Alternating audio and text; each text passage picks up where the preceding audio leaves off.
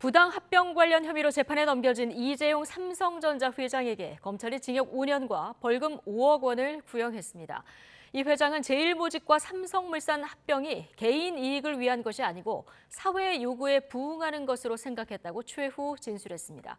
이 회장에 대한 1심 선고는 내년 1월 26일에 이루어집니다. 김철희 기자입니다.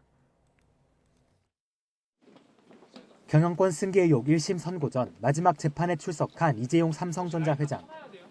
8시간 넘게 이어진 재판을 마치고 법정을 떠나면서도 침묵을 지켰습니다.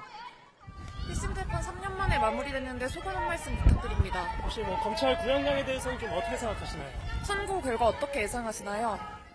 검찰은 이 회장에게 징역 5년과 벌금 5억 원을 선고해달라고 재판부에 요청했습니다. 또 함께 기소된 최지성 전 삼성전자 미래전략실장에게 징역 4년 6개월, 장충기 전 미래전략실 차장에게 징역 3년을 구형하기도 했습니다. 3년 2개월, 그리고 106차례 재판이 이어진 뒤에야 나온 검찰 판단입니다. 검찰은 이번 사건을 경영권 승계를 위해 자본시장 근간을 훼손한 사건으로 규정했습니다.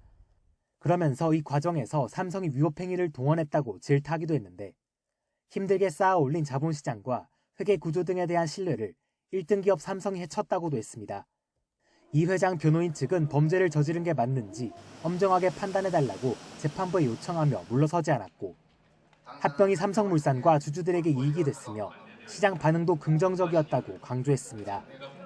이 회장도 개인 이익을 염두에 둔 적이 없고 합병이 두 회사 모두에게 도움이 되는 것으로 생각했다고 최후 진술했습니다. 이어 지배구조 투명화와 단순화라는 사회 요구에 부응하는 것으로 여겼다며 온전히 앞으로 나아가는 데 집중하도록 기회를 달라고 재판부에 호소했습니다.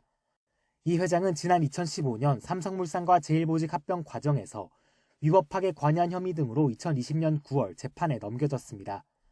합병 과정에서 부정거래와 시세 조종, 업무상 배임 등 불법을 저질렀다는 혐의입니다. 또 제일모직 자회사인 삼성바이오로직스 자산을 부풀리려 4조 원대 부식 회계를 한 혐의도 있습니다. 일반적으로 구형 뒤 선고까지는 한 달 정도가 소요되는데 재판부는 기록이 방대하고 신중히 검토할 쟁점이 많아 내년 1월 26일 선고하겠다고 밝혔습니다. 내년 1월이면 이 회장 사법 리스크가 해소될 수 있을지 그 여부가 결정될 것으로 보입니다. YTN 김철희입니다.